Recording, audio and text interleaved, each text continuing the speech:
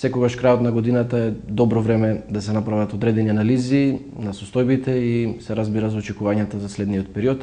Како вие како прв човек на агенцијата ја оценувате состојбата во медиумите во овие моменти?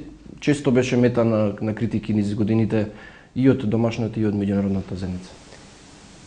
Последнава година состојбата во медиумите е значително подобрена. Тоа е констатирано и со извештаите што ги правеше и што ги изработуваше агенцијата за време на изборниот период, за време на локалните избори 2017 година, а исто така е констатирано и од извештаите што беа изработувани од представниците на ОПСЕ кои што ги следеа изборите, а генерално и впечатокот во јавноста е дека начинот на кој што известуваат медиумите последната година е значително подобрен и состојбата на ова поле дефинитивно се движи кон точка која што е задоволителна. И покрај ова што велите дека има подобрување, владата обстојува на својот став да направи измени во регулативата во оваа сфера. Веќе се говори дека новиот закон за аудио и аудиовизуелни услуги е во завршна фаза. Како гледате на него, каков е вашиот став? Дали има потреба од промена на регулативата генерално?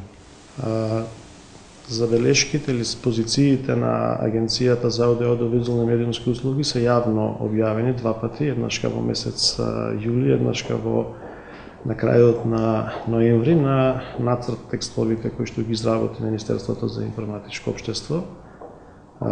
Потреба од измени на законите секогаш постојат, меѓутоа само кога се има цел да се постигнат или да се усогласат тие закони со стандардите на Европската унија кон која што стреми Република Македонија.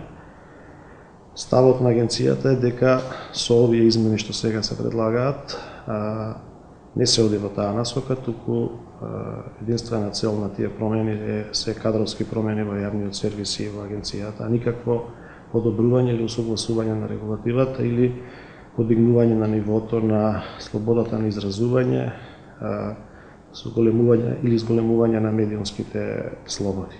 Владата има право да ги менува законите, но основната определба на ова и на секоја влада е доближување на Македонија кон стандардите кои што владеат во земјите од Европска унија. Господин Тричевски, како аргумент го користат тоа што низ годиниве имаше забелешки дека агенцијата и програмскиот совет на МТВ се под политички влијанија и дека дел од одлуките ги носат под притисок. Имате ли вие како агенција некакви притисоци од некои домашни или можеби меѓународни фактори?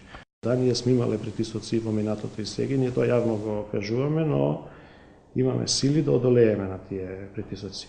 Дури самиот ваков начин на изработка на закон, кој што не е во согласно со стандардите на Европска унија, представува своевиден притисок врз регулаторот. И носењето на одлуките, посебно кога тие измени се правеа баш во периодот кога агенцијата ништо не е прифатено од страна на агенцијата што е предложено и тие измени се правеа токму во изборниот период кога агенцијата вршеше мониторинг за спроведување на локалните избори. Токму и тој тајминг за изработка на законот покажува е своевиден притисок врз агенција. Ќе се кандидирате повторно доколку има нов оглас? Прво треба да го донесат законот, а кога ќе го донесат законот, немам намера да се кандидирам. Господин Тречевски, еден од поголемите проблеми генерално во медиумската сфера во последниот период, за кој се почесто и погласно се говори, е состојбата на интернетот, во порталите, социјалните мрежи. Вие пред одреден период излеговте со став дека треба да се регистрираат тие, но не и да се регулираат. Колку самата регистрација ќе донесе нешто позитивно ако не подлежат на законите? Минимум согласност во Република Македонија постои да има потреба од регистрација, а не од регулација, бидејќи реално и регулацијата е невозможна практично да се спроведе, бидејќи едно е да се врши мониторинг и регулирање на електронските медиуми, односно телевизиите и радијата, а таквото мониторирање не може само да се преслика кај порталите. Затоа сметам дека ако се оди во таква насока и во такво размислување, може да се оди кон регистрација, се дознаат вистинските собственици, кои ги носи одлуките, кое е уредништвото на тие информативни портали или електронски публикации, како што се нарекуваат според директивата, а се што би се одело над тој степен на регулација би можело да навлезе во загрозување на слободата на информирање и луѓето да имаат пристап до информации. До оние информации кои што се релевантни.